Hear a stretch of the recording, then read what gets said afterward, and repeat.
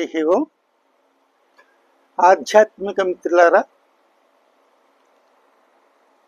అనేక మంది రాసిన అనేక రామాయణాల్లోని మార్మిక విషయాలను సేకరించి ఈ సత్యార్థ రామాయణ సంకలనంగా ఏర్పడిందని మీకు విన్నవించుకోవడం జరిగింది. అలాగే ఆనంద రామాయణం అందించినటువంటి విషయాన్ని మనం చెప్పుకున్నాము. సుమిత్ర కౌసల్య వెనకనే ఉంటూ ప్రతి ధార్మిక కార్యక్రమాన్ని, అందరికీ ఉపయోగించే ప్రతి కార్యక్రమాన్ని వెనక నుండే నడిపిస్తూ ఉండేది.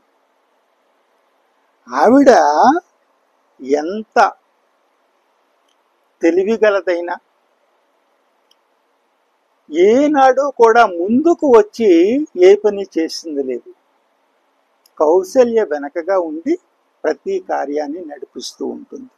అంతేకాకుండా రామ లక్ష్మణ భరత శత్రుఘ్నులు జన్మించిన తర్వాత తన పుత్రులైనటువంటి లక్ష్మణుణ్ణి శత్రుఘ్నుణ్ణి కూడా రామ భరతులకు వెనక నుండి సహాయం చేసేటట్టుగా తీర్చిదిద్దినటువంటి మహాసాధ్వి సుమిత్రమాత. ఇక కౌసల్య స్వయం నిర్ణయాలు తీసుకునే ఇది ఎప్పుడూ పెట్టుకోలేదు.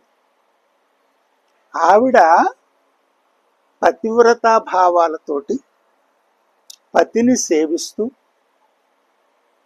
భక్తి మార్గంతో పరమాత్మను సేవించుకుంటూ ధార్మికంగా జీవించడమే ఆవిడకి తెలిసినటువంటి విషయం. తన పుత్రుడు జన్మించిన తర్వాత కూడా నా పుత్రుడు ఇలా ఉండాలని కానీ, నా పుత్రుని కోసం నేను ఈ పని చేయాలని కానీ ఆవిడ ఏనాడు కూడా ఆలోచించలేదు. ఆవిడ జీవితం అంతా వైరాగిగా నిరాడంబరంగా సాగింది. రాముడికి కూడా అదే లక్షణాలు వచ్చినా ఈ వైరాగ్యాన్ని, నైరాశ్యాన్ని ఆయన ఏం చేశాడంటే తన స్వయం నియంత్రణకు, తన వ్యక్తిత్వాన్ని పెంచుకోవడం కోసం ఉపయోగించుకున్నాడు. ఆయన ఒకసారి రాముడు అడవులకు వెళ్ళడం నిశ్చయం అయింది. నిశ్చయం అయిన తర్వాత అమ్మ నేను అడవులకు వెళుతున్నాను అని చెప్పడానికి వెళ్ళాడు.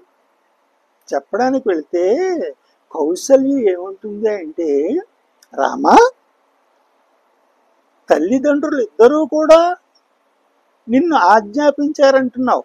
అప్పుడు తల్లిదండ్రుల ఆజ్ఞను పాటిస్తూ నువ్వు అరణ్యాలకు వెళుతున్నావు అంటే ఆ అరణ్యాలే నీకు అయోధ్య. కాబట్టి ఓ రఘుపతి అలాగే చెయ్యంటుంది.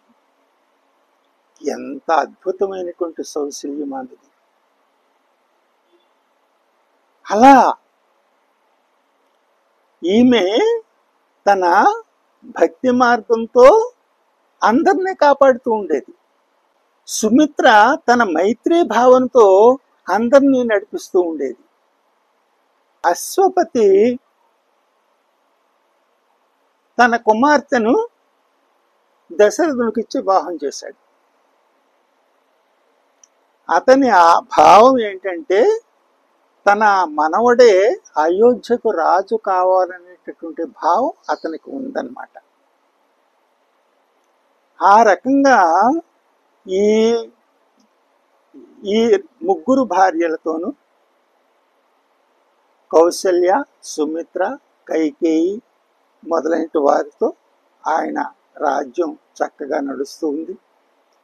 అదే సమయంలో ఒకసారి దశరథుడు అశ్వపతి వాగ్దానం కూడా చేశాడు, నీ మనవడే రాజు అవుతాడని.